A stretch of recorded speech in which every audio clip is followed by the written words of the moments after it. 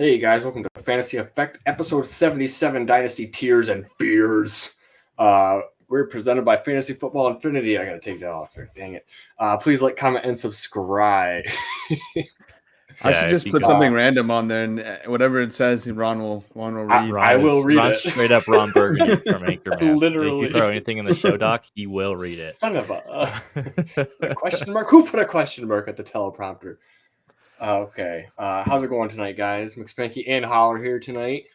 Good. I survived getting heat stroke. I was telling these guys before the show started, I coached my twin soccer team, and it was like 95 degrees out there. So I just got home, and by the end, dude, like we have like 8 kids on the team.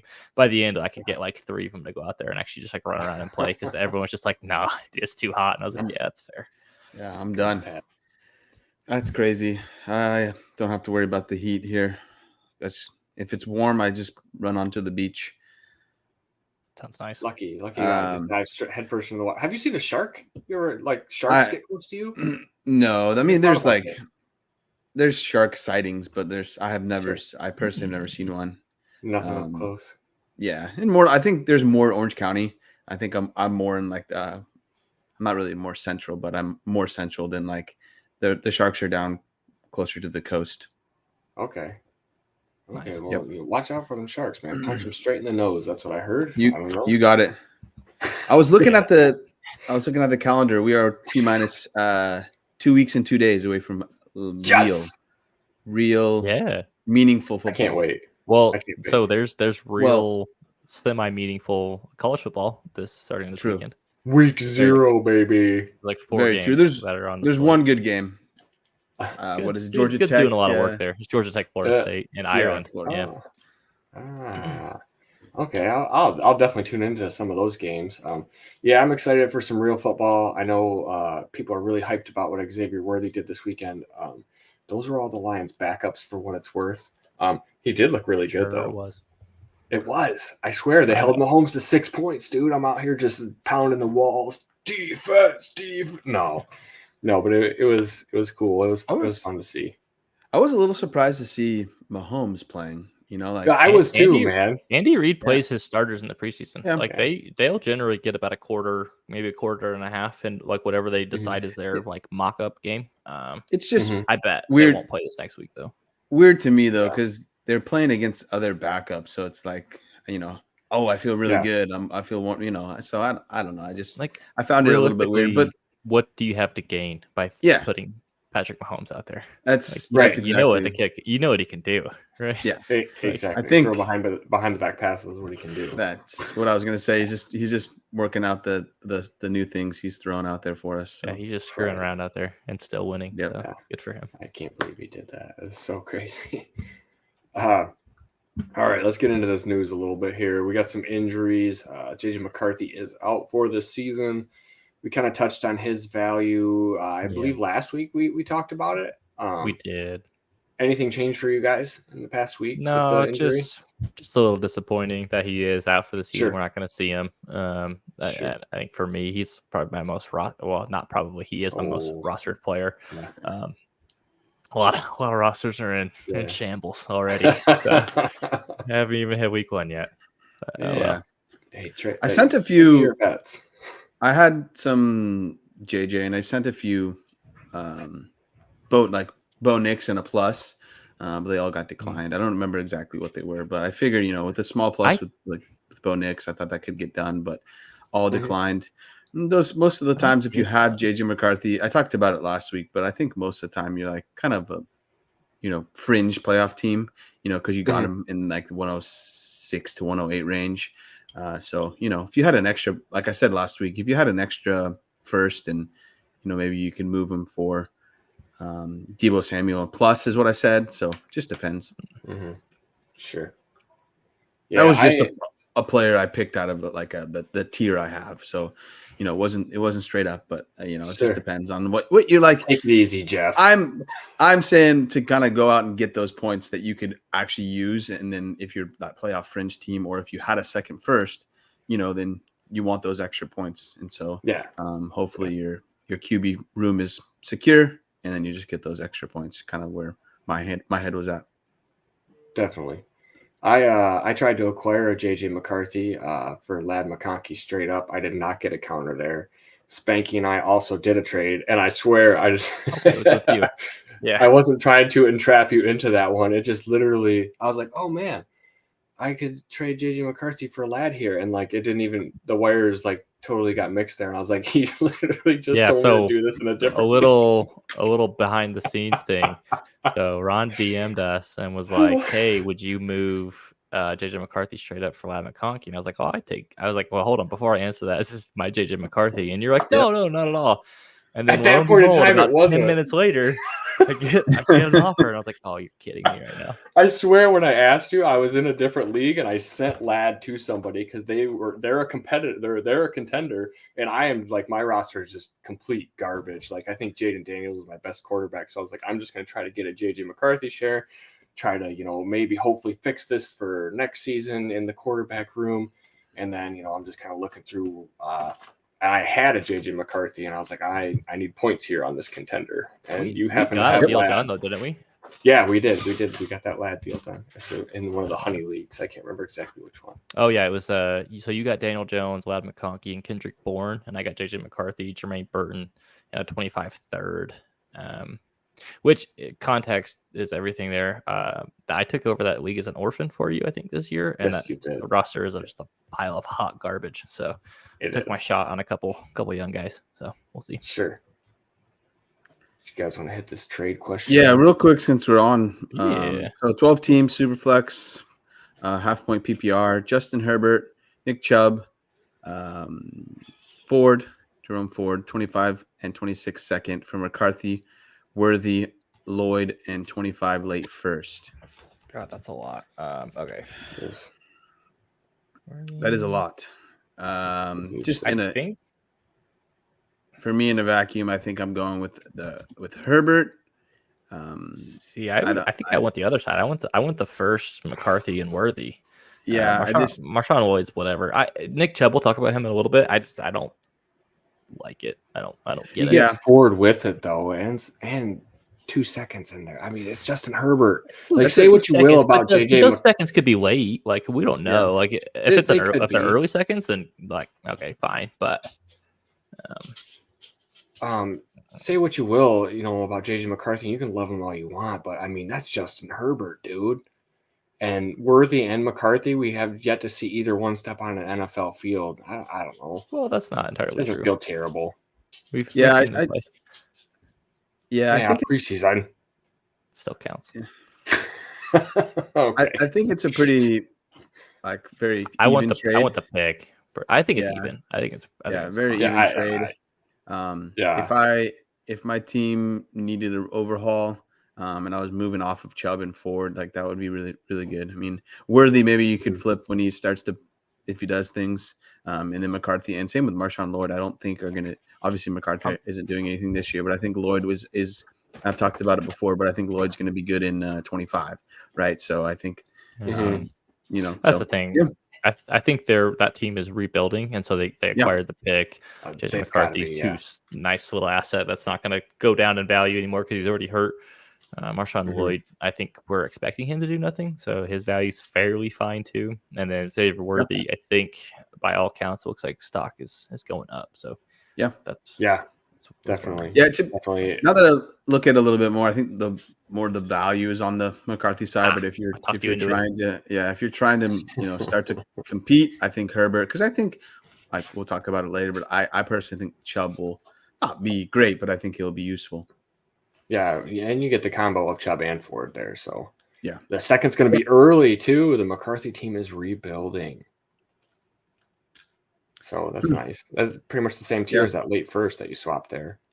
We've kind of talked about that. I still want the first, but that's fair. You love JJ McCarthy. I'm not going to hold you to the coals about that. I love Justin Herbert. Shocker. Right? I took a JJ McCarthy side. Okay, so we have Jalen Warren with a hamstring. It sounds like this one is week to weekish right now. Kind of. Yeah. Hamstrings are a bit odd anyway. Like you never really know how long it's actually going to be, and that they tend to pop back up for people. It seems like. Yeah, I think I saw something that it's like his week 1 status is pretty up in the air. And even if he does play, I would expect him to get a lighter workload. So I think Definitely. that's gonna only boost Najee Harris. So he's in, for the first little bit of the season, maybe like the first like 3 weeks or so. Yeah, Sure. a lot of people, Sure. including myself, thought it'd be more of like a 60-40 split. So I think this is kind of, I want to say big news, but it's pretty big for Jaylen Warren. I think he's going to be. When I just looked it up, it was to be determined for week 1. So I think that's probably going to be if anything, he doesn't play a ton. So yeah, CPAT season, baby. Ooh, Sure. doggy. Here we are. I pick him up on waivers if I see him. Arthur Smith does that, so you never know. Yeah, he does. He does, man. Curtis Samuel has turf toe. Yeah, that would week suck. to week for him. It's very upsetting. I don't have as much as I thought I did.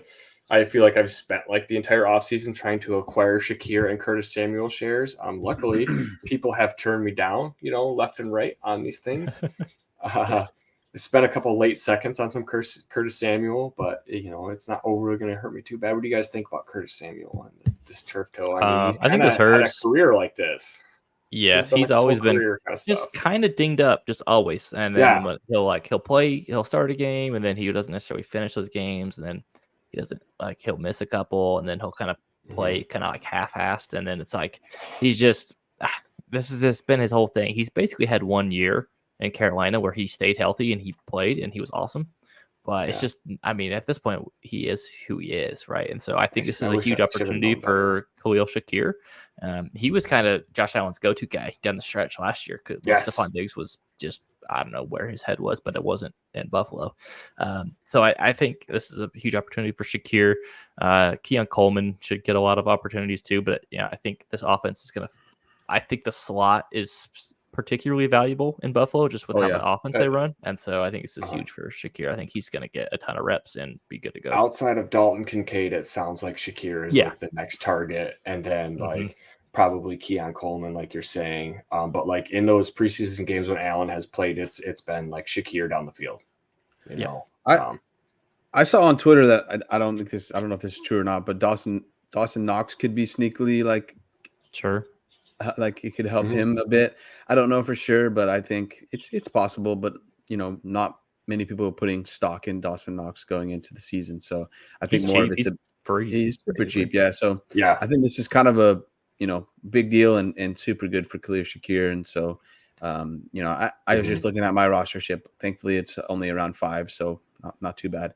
But this is a big deal. I thought it was kind of weird when I was looking at games on Saturday and Sunday, and I was like, oh, interesting. Curtis Samuel, he hasn't had any targets, and then I was like, oh, he wasn't dressed. So I kind of was like, maybe the way he a lot of times is injured. I was like, hopefully he's not injured. And then Monday comes around, he was injured. So I think unfortunate.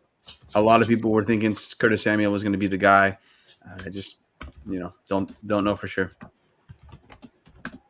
Yeah, I think Kincaid's, and Wes kind of said this in the chat. I think Kincaid's the one that's going to be like the most usable and probably the most consistent. And then I think Shakir is also going to be pretty like reliable. But then I think Keon Coleman, I think he's going to get that consistent volume. I just don't know how good he's going to actually come down with the ball. I saw a stat the other day with his preseason targets. He's been on the field a ton. He hasn't really come down with many of the targets he's gotten. And I know it's preseason, right? So you don't want to overreact, but I don't know. It's a little concerning. There was a lot of highlight reel stuff for Keon Coleman too through camp, and I don't wonder if that stuff wasn't 7-on-7, 1-on-1s, and a lot of that stuff favors the offense, in those situations. Not to say that it can't be 11-on-11 stuff, but just out of general curiosity, where did those highlights come from? Anyway, Jahmyr Gibbs should return to practice next week, which is super exciting for the Lions.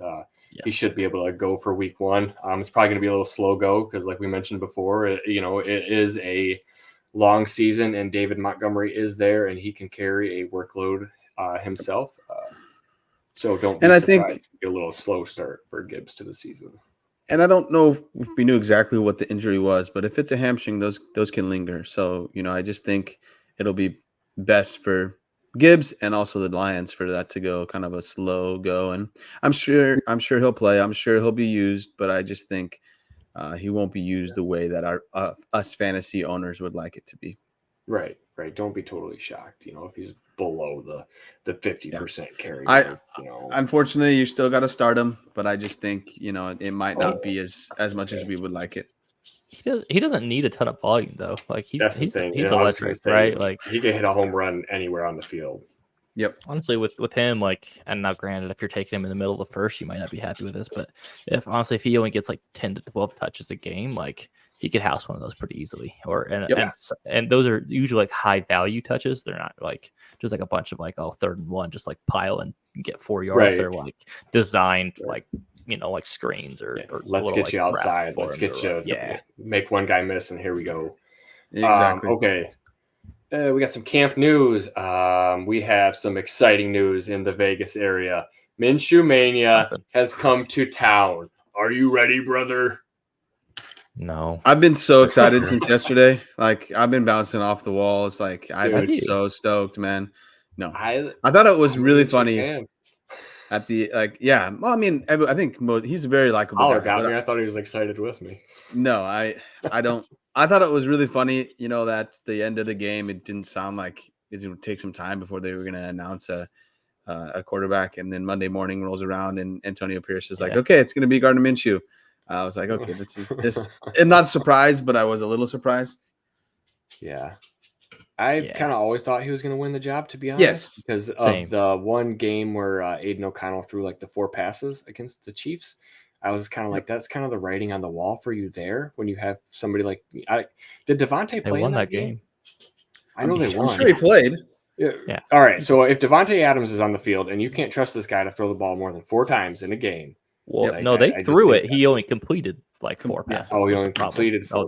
He hucked it. It didn't go well.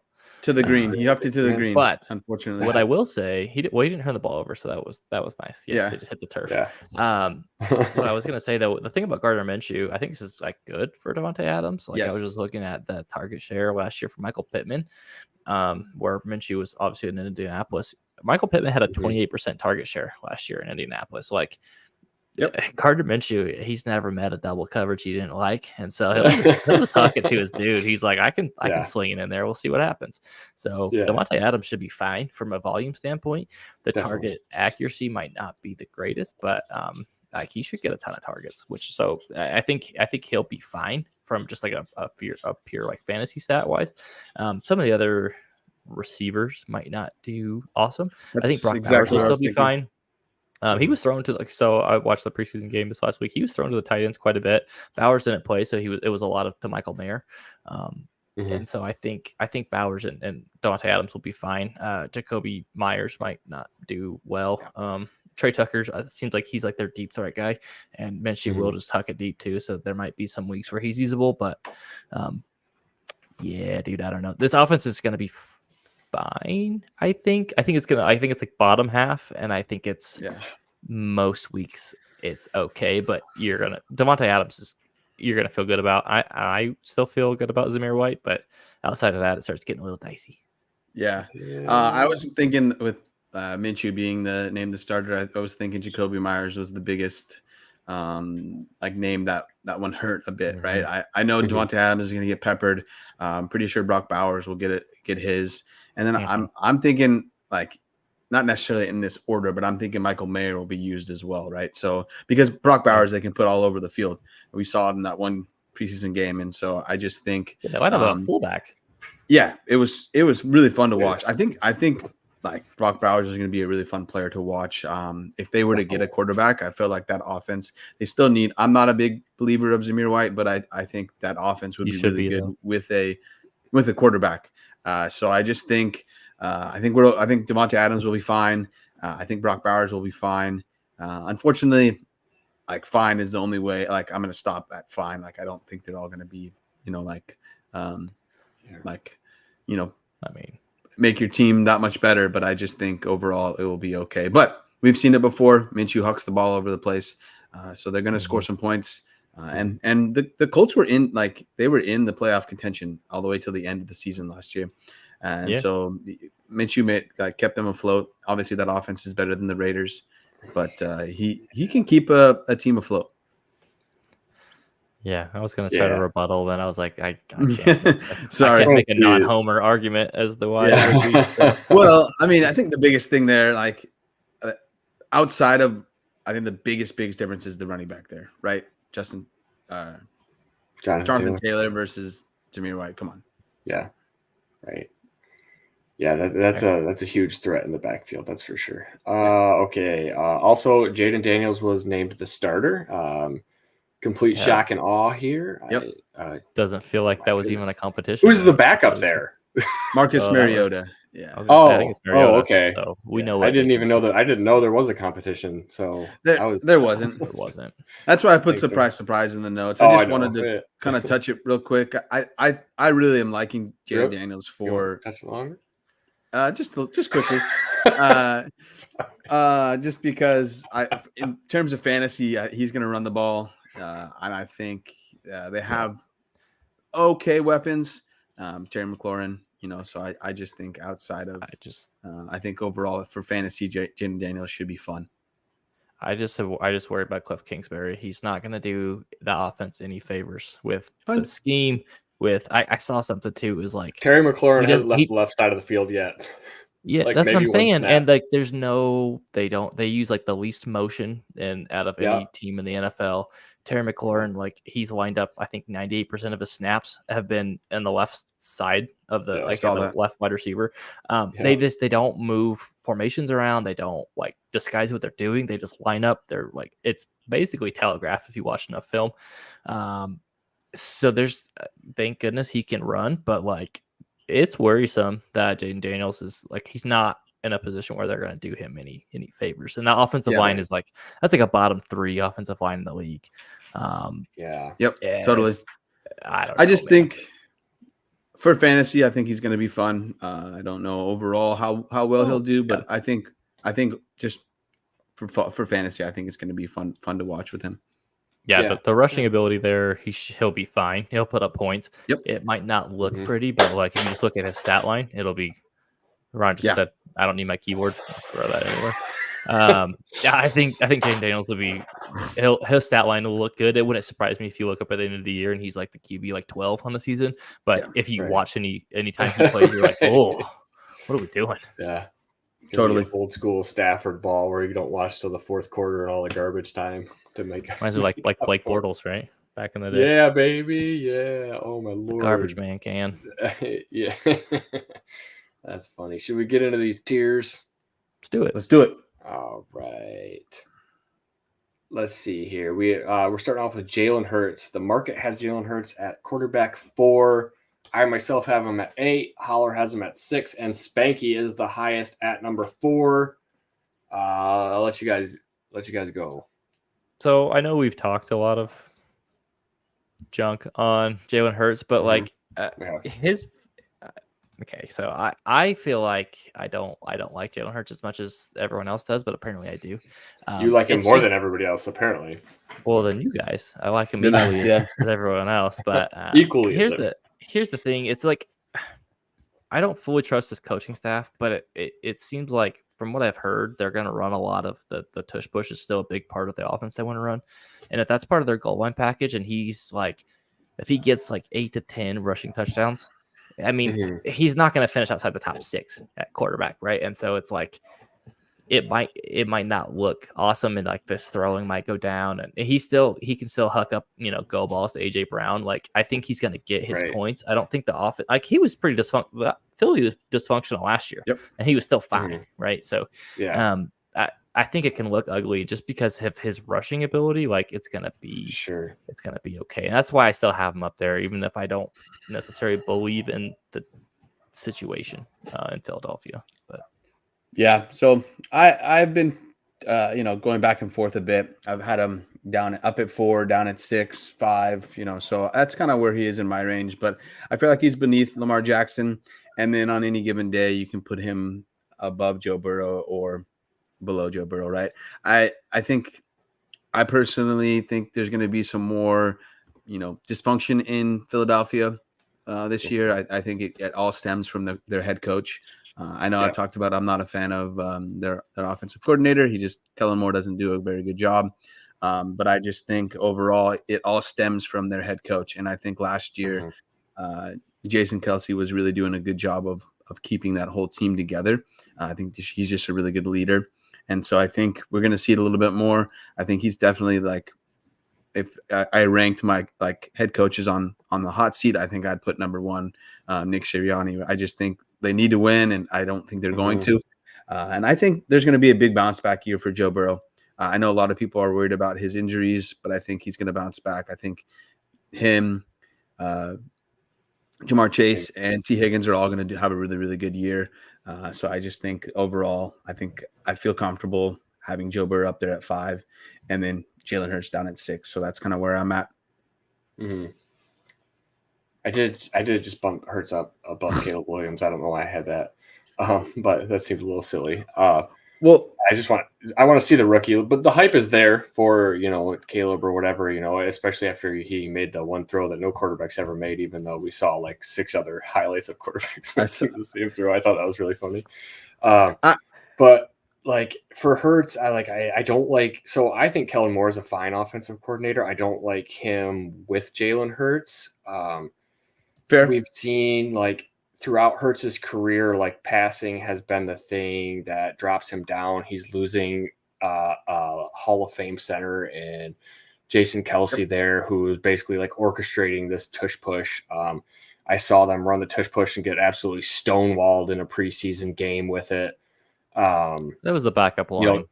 It was, and Jalen Hurts isn't out there, but I mean, how much of it is the Kelce Hurts tandem, working in unison. I think the center relationship isn't something to scoff at, and like I've heard that like somebody has to be in the room with Jalen Hurts and Nick Sirianni, like to play like mediator between the two. So like there's some odd dynamics, and like there's like the mental aspect to the game that's going on here. It just doesn't feel super great, coming out of Philadelphia right now.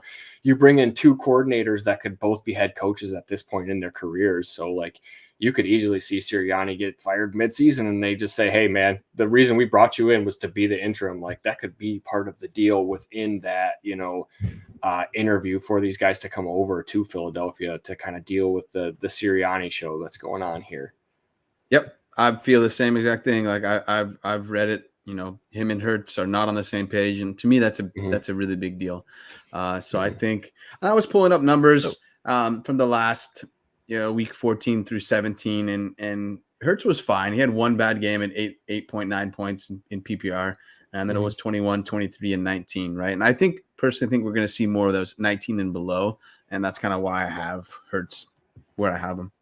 So what would it take to move? Because obviously you guys have Hurts lower than like consensus, right? And so you have guys like Joe Burrow or like Lamar ahead of them that I think most people have behind. So what would it take for you to tear down if you have? A couple months ago, I got Burrow in a second, and I think that second was like the 2.8 or 2.9 in 24. Okay. So I felt good about that, especially because I have them right neck and neck, right? So I felt good about that.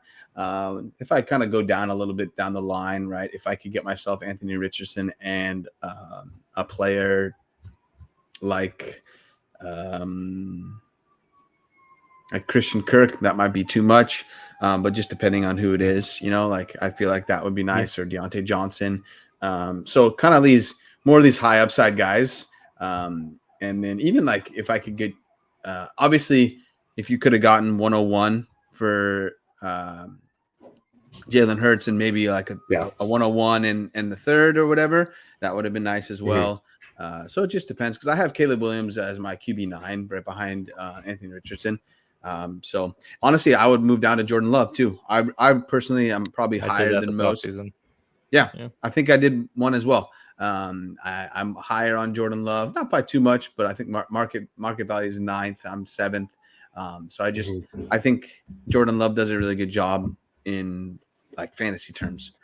So I think kind of those guys right there, those 3 quarterbacks, if I can get a small plus, I'd feel good. And then even like Herbert and Murray as well, I would move them for a plus as well. The one thing I will say about Jalen Hurts is like for out of all like the top like probably like 10 quarterbacks, he's the one that carries the most risk. Yep. Right. I mean, I think Mhm. we know like Lamar's That's in a the good thing, man. situation. CJ Stroud's a good quarterback. Like Yep. Burrow's in a good situation. Even Richardson's like I trust that offense a lot more than I do in Philly. Like I think Hurts is the one where it's like if you see a guy in the top 10 who's going to drop out somehow, it's because there's just so much dysfunction in Philadelphia. Yeah. So there is some risk Mhm. there, right? It's not like, but he also has a crazy upside. Like I just was pulling up his rushing stats. Yeah. The last 3 years that he's been a starter, his lowest rushing touchdowns was 10. And he's gone Mhm. 600 yards. Yeah. 602 yards last year was his lowest like rushing total. So like he's just has like that floor there. And assuming So that they doesn't say he's go healthy now. away. Yeah. I mean, And well, anyone could get injured though. Like Oh, Yeah, sure. totally. No, they're just saying like the dings, the nicks and bruises that slowed him Yeah. down last year are gone, is what Yeah. they're saying. But like And just a slight pushback though, like he's never had anybody like Saquon in that backfield with him who can house that thing for from sure. any point on the field. Yep. And it could also, you know, I'm not going to say he's going to take all the goal line work from Jalen Hurts because obviously the tush push is almost, you know, undefeated. But I could definitely see a situation where they're like, let's run Saquon up through here, and let's not get you hurt, you know. Yeah. So what I was gonna say as well is like, Saquon is probably gonna take some of those, not necessarily rushing attempts away, but more of the some of those goal line attempts and touchdowns, right? So if you knock that down a little bit, you know, I think that's where that regression is. So I was just pulling it up real quick. So actually, last year it's kind of interesting. DeAndre Swift, he had 14 rush attempts inside the 5, and that he only got 4 touchdowns out of that. I would wager if Saquon Barkley gets 14 inside the 5 carries, he's scoring a lot more than 4. Yeah, exactly. So DeAndre Swift is kind of trash. So yeah, I think that would like result into Jalen Hurts then. So DeAndre Swift gets them from the 5 to the 3 or whatever, right? And then they're gonna you know, Swift, you suck. Let's put in Jalen Hurts and get the ball in the end zone. You know, so I think that is gonna be, I think that's gonna be taken away a little bit, especially going from Swift to Saquon Barkley. Yeah, I think so as well. Okay, probably enough Jalen Hurts talk here. Let's get into the man T-Law. The market has him at 14. I have him down at 18. You guys are both at 13. I kind of thought I was like the Trevor lover of the group too, to be honest. Like I always felt like I was defending Trevor through podcasts, and then the rankings say otherwise. So for me, go ahead. All right, for me, I like who I have him right below him is Jaden Daniels and Tua and Brock Purdy. And, you know, I think Tua could be ahead of him, you know, but I still think I don't fully believe in Trevor Lawrence, but I still do if I have him at 13, right? And so I think he's young enough. He's got the weapons. Last year he was, injured. So I just think that's kind of where he's going to be, though, is like that QB2 with a little bit of QB1 upside. So that's why I have him right there in the back end of the 12, 13 range. But honestly, easily Jaden Daniels to even Brock Purdy could move up above him, and then he would be down at 16, 17. So all those guys are kind of like a mush in my opinion. Mm-hmm. Yeah, I see that. So here's the thing with Trevor Lawrence is like the talent is obviously there. You can watch him, and then you can just be like, oh man, there's only so many guys that can do this. But then he's so inconsistent because then in the same game, maybe even the next snap, you watch him and you go, dude, what the hell is he doing? And so he's been just so inconsistent. Like he makes head scratching plays and he makes plays where you're like, oh my God, this guy's awesome. But in his defense, like he's had some really poor offensive line play. Like he had offensive linemen in and out of the lineup last year. He had receivers banged up in and out of the lineup. Calvin Ridley was, dropping everything. It's like it's easy to make like his whole career, like his first year, his rookie year, right? It was Urban Meyer. You like there's so many ways. It's like you can keep making excuses for the guy, and it's like I keep finding ways to be like, well, it's not quite his fault. Like he's still good. Right. And I feel like this is the last year where I'm like, okay, you know, I everything's around him. Like they helped the offensive line. Like they brought in some wide receivers. Like they drafted one in the first round. Like this is the year like he needs to put it together and actually like show the talent of like the first overall pick, or else like he's gonna plummet, right? So he carries a little bit of risk too. Kind of talk about with Trevor Lawrence or with Jalen Hurts. Like if T-Law doesn't, because there's guys behind him, you know, there's like some rookies behind him that, you know, they could easily go up in value. And if Lawrence starts to like, he could go on like not to compare him to Carson Wentz, but like he could go down that trajectory too. I think the comparisons there, Doug Peterson, right? He kind of had Carson Wentz looked like an MVP, and then all of a sudden he looked like he didn't belong on an NFL field. So I'm not saying that's going to happen, but like it's like this is the year like he needs to do it. He needs to put it together. Otherwise, his value just could completely tank. I'm still buying in, but I'm a little nervous. Yeah, I wanted to sell, but I just feel like you can't really get, you know, a lot of people. Yeah, nobody wants to pay for Trevor right now. Like I have him tiered with Purdy and Goff.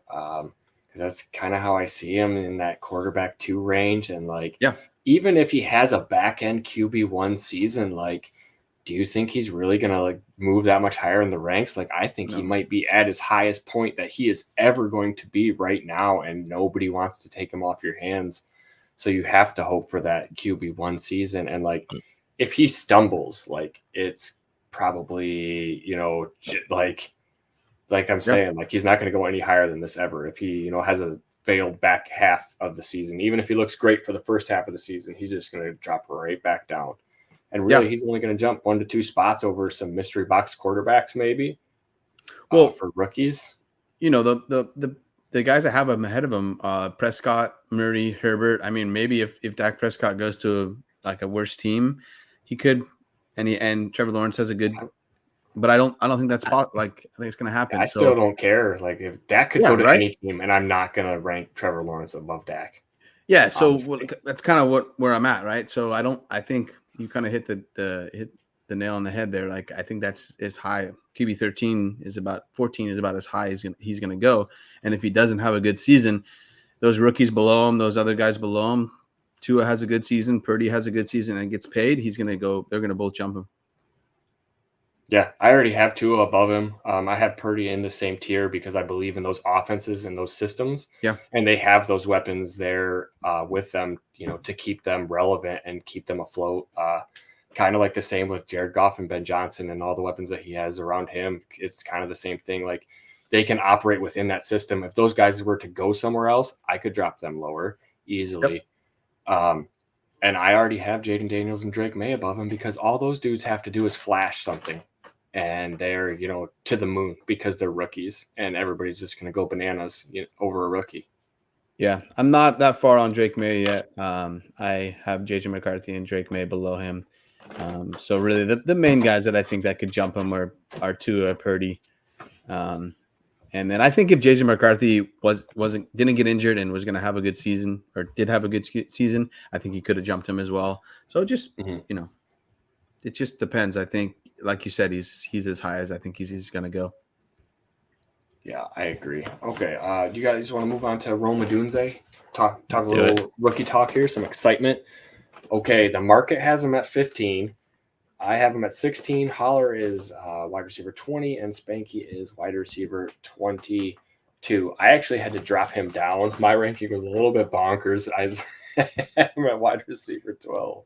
Well, I think if you were not if you were in startups, because I know you were, but like in startups, he was going that high, right? Yeah. And so it wasn't out of the question, but we'll talk about it here. And I don't think that's where he's at. So okay, so my thing, so I'm the lowest on him, and it's like I feel like a wide receiver 2, like low end wide receiver 2 for like a rookie on a offense where he's not necessarily the clear wide receiver 1. I feel like it's pretty good.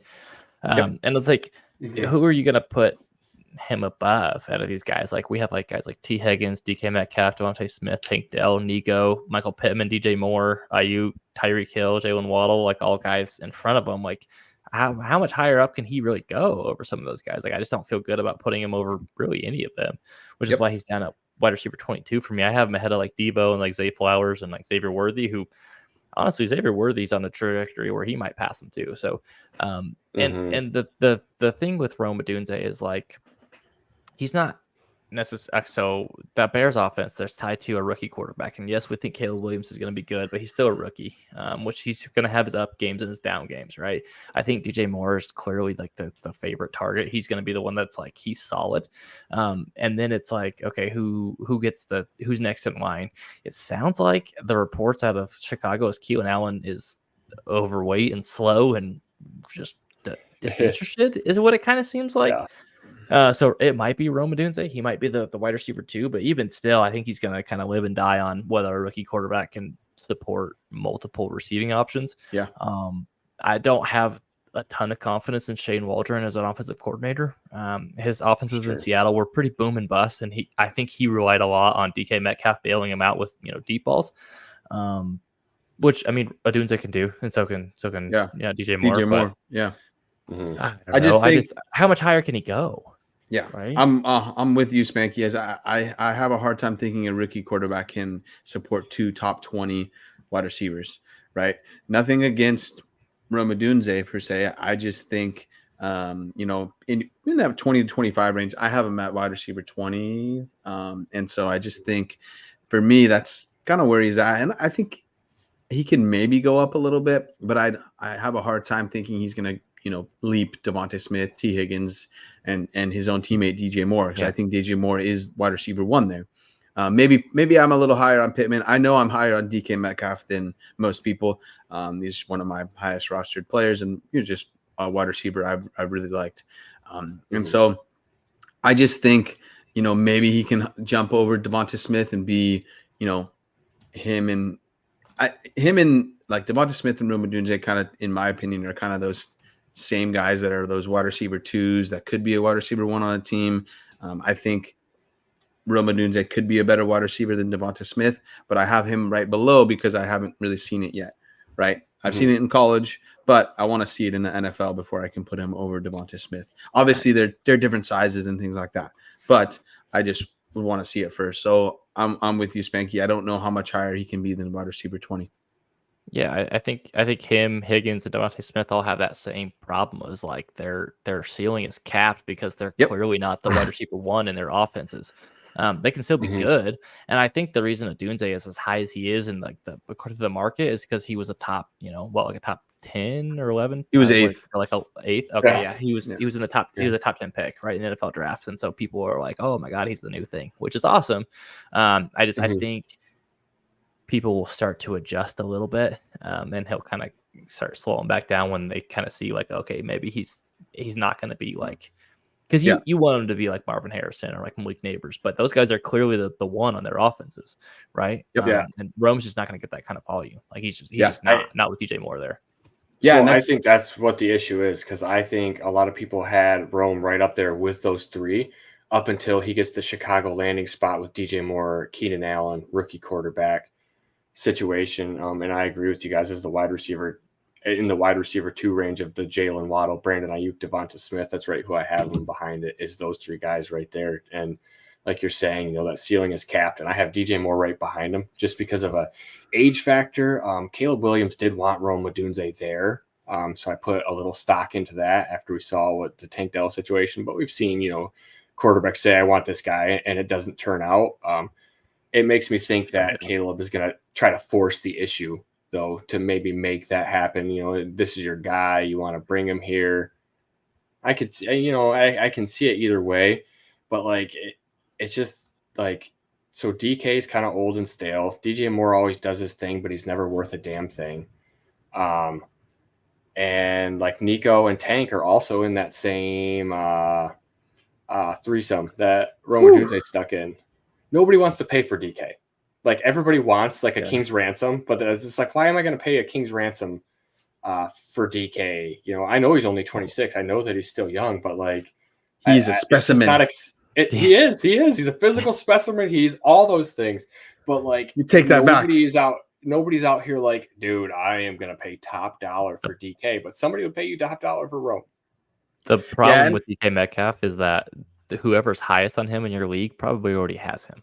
And so you're never going to get the value for him. But Rome Odunze, yes, he's that rookie. People want him. I actually just pulled up a trade here that happened just today. It's a super flex team, 12 team. It was Rome Odunze and a 25-1. Obviously, don't know where that one is for Jalen Waddle and a 25-2. To me, this feels pretty easily on the Jalen Waddle side, but like, I don't know, man. Like, yeah, I mean, especially because I personally have Jalen Waddle ahead of Rome Odunze quite a bit. I have him Waddle up at 14 and Odunze down at 20. So yeah, I understand you can make the argument that Waddle is a wide receiver too as well. You know, he's Rome Odunze has the better quarterback, blah blah blah. But I think we've seen it from Waddle already. That's kind of my same argument as what I said earlier. It's just we need to see it from Caleb. We need to see it from Rome. And, you know, we've already seen it from these guys. I have them in the same tier, and I needed to know where the 1 and the 2 are between Waddle. Let's assume they're mid. Let's assume they're like the 106 and 207. I mean, if they're mid and I'm in non-contention, I'll take the shot on a Odunze. Okay. If I'm contending, I want to stick with the sure thing. Hey, I mean, because Waddle could be a 1 when Tyreek Hill, and there's an exit there with Tyreek Hill. He's getting older. He's out the door. Like DJ Moore, he just barely got a contract extension. Like he's gonna be there, and I think Rome will too, and Caleb. But like, well, I mean, Waddle has sustained this value with Tyreek Hill there. That's fine. Yeah, but I think look at Miami's offense compared to what Chicago's doing. Like when Chicago's never like, not to bring not like history necessarily dictates what's going to happen, but like Chicago's never had a 4,000-yard passer. They just don't like, and the weather is a lot better in South Beach than it is up in Chicago. When it gets into January, you're not exactly slinging the ball around the yard like you can in South Florida. So I don't know, man. I think there's some differences there that you could probably Definitely fair points. I just think he can sustain that value. And he was ranked up there with Neighbors and with Marvin Harrison up until this Chicago crowded landing spot. And I just think it might be one of those mistakes where we're discounting the talent. I don't think so, just because we saw other teams take receivers ahead of him in the draft. Like we saw, because New York, the Giants were pretty dead set on a wide receiver, and like watching their Hard Knock things for the offseason, they were like, oh yeah, it's Marvin Harrison or some Malik Neighbors, and if they're gone, like we're gonna trade back and try to get someone else later. So like I think NFL teams viewed them as like they obviously liked Rome, but like there was a pretty decent like teardrop between the top 2 and then 3. That's fair. I don't have it as far away, but I can see where you're going with that. Yeah, and I watched a lot of Washington and the West Coast and Pac-12 at night, you know, after dark. And, you know, Rome was really good, but they also had, you know, Jalen McMillan, who was injured, but then they also had Jalen Polk, right? So I just think there's a good, like, clear-cut tier between Marvin Harrison, Malik Neighbors, and then down was Rome Odunze. And so, you know, I'm with Spanky here. It's like, I can't really put him above wide receiver 20. I think he could be above DJ Moore, but I think DJ Moore is that wide receiver 1, but we'll see. Right now I have him tiered together, and he is in my wide receiver 20 tier. So it's not like, you know, a couple things go badly here and he can't slide down these ranks. I mean, Nico Collins and Tank Dell are sitting right there for the, you know, whoever decides to continue on that upward trajectory with CJ Stroud. It could very easily flip-flop. So I don't think I'm too far off of where you guys have them. To be honest, I think I'm just a little bit higher and believe in the talent a little bit more. That's fair. All right, and our one last guy for the night, Mr. Jalen Wright. The running back from Miami. The market has him at 38. I've got him at 39, running back 39. Holler has him at running back 40, and McSpanky has him at running back 54. So tell me why I'm wrong. Like, I don't understand how he's that high, because guys in that range, that wide receiver, running back like 38 to like 40 range, are guys that have like value just standalone. Jalen Wright, he doesn't have any value until Raheem Mostert or Devon Achane are injured or on the shelf, right? Wright's not Sure. seeing significant volume or carries until one of those two guys gets hurt, or until next year, right? So why is he being valued so high when he's essentially nothing until someone gets hurt? So the only guy that I have him down here with that has standalone value, I feel like is Zach Moss. The other guys that I have him down here with in my tier 16 with running backs is Kendre Miller, Tank Bigsby, Ray Davis, Zeke Elliott, Chuba Hubbard. I mean, Gus Edwards has some standable, but he's old. So does Zeke. And so, yeah, but we've seen Zeke videos of Zeke, and I think the points are going to come from him falling into the end zone. I don't think there's going to be much. Which is a lot more than getting 2 carries for 7 yards. Which I get, but I think if you think about the landscape of Dynasty, Jalen Wright carries more value because I think once Raheem Mostert goes away, I think he's a good running back, and they use multiple running backs in Miami. I feel like you're selling like magic beans. It's like this is going to be the greatest thing ever. Like he wasn't that great at Tennessee as a prospect, and now just because he landed on Miami and he's fast, people are like, oh hell yeah, here we go. And maybe I don't know, but I don't see it. Like I think Mostert's good, and Mostert stayed healthy the last 2 years. I think Achane, he got dinged up last year, but that's really the only knock on him. He was relatively healthy at Texas A&M before he came out. So, dude, I don't know. Like, I can't buy into it. So, I think kind of the argument more would be why is he so high with the market, right? Like, that's what I'm saying. I think he's So for me, I think we're kind of splitting hairs down here with all these running backs, but I can see a path for him to be solid, especially maybe it's not this year, but next year, right? I think some people still think Kendre Miller is going to be good. I don't think so. But his coach doesn't. I understand. But for me, okay, another guy that's right below him is Tank Bigsby. Yes, he's having a great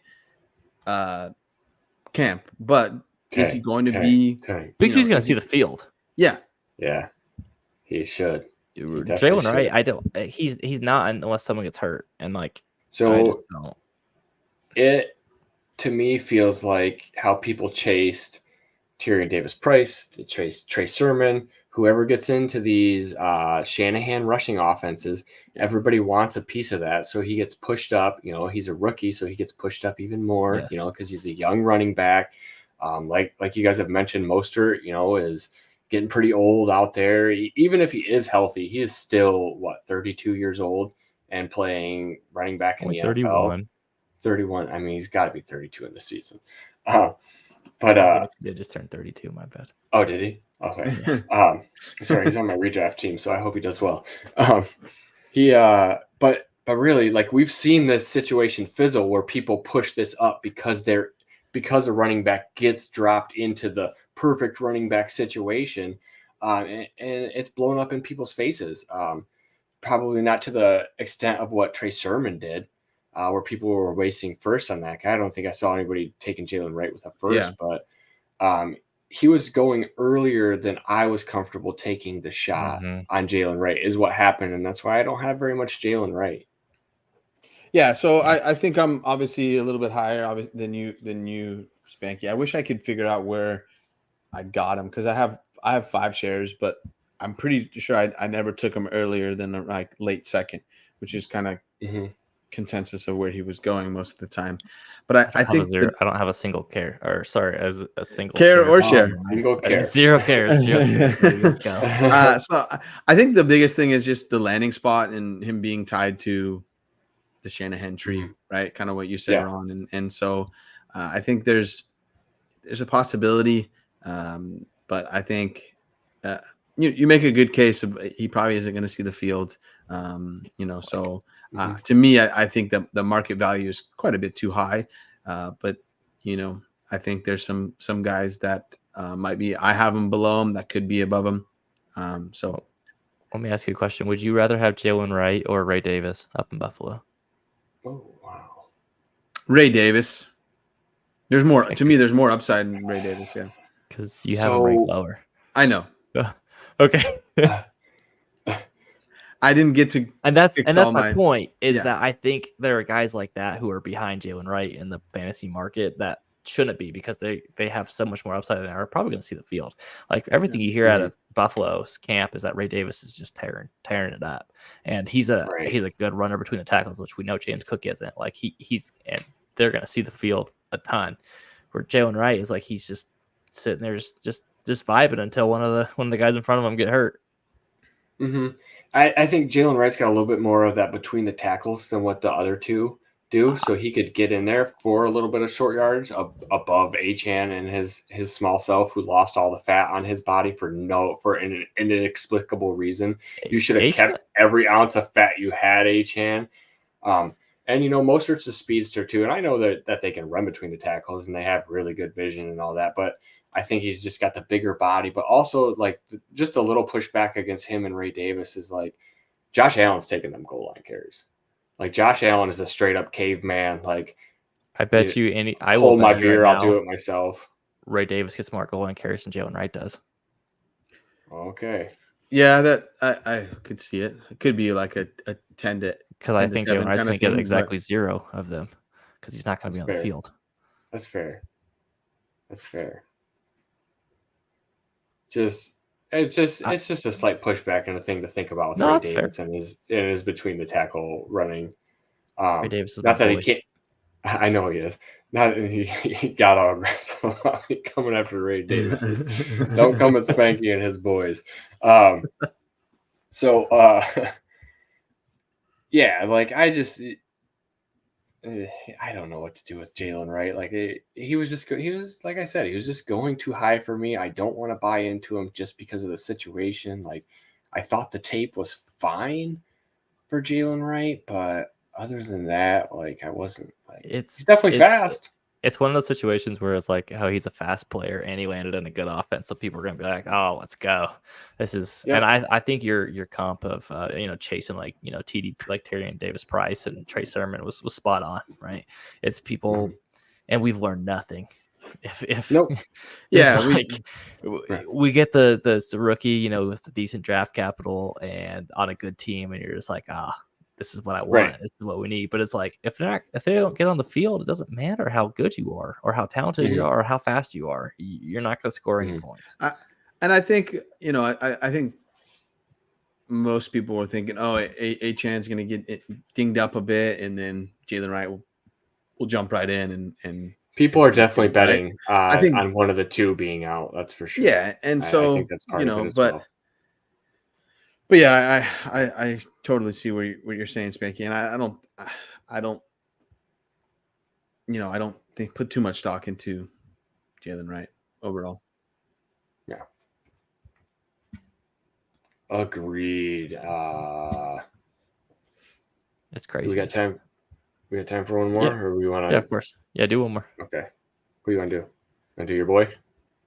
Yeah. Or is it my boy? Yeah. You pick. Dealer's choice. Okay, dealer's choice. All right, let's go into Bo Nix because I've been dying for this conversation, to be honest with you guys. The market has him at quarterback 24. I inexplicably somehow have Bo Nix the highest out of all three of us at quarterback 19. Holler and McSpanky both have him at quarterback 22. All right. So why do you love Bo Nix? Okay. God damn. Mr. 100% Bo Nix rostership. Don't sell those lies out here. Thank goodness we're to the end of the show and nobody's listening anymore. So it's definitely an age factor on Nix a little bit. I know he's an older, rookie, but he is still a rookie, so he has that little bit of mystery box excitement. I've always been a Sean Payton fan. I really think that, he can put together a good enough offense for Bo Nix to at least be somewhat of in that quarterback 2 range. And that's really where I have him ranked, in that late first. It's not like I'm not outlandish, on Bo Nix. Let me sort this for my quarterbacks real quick because.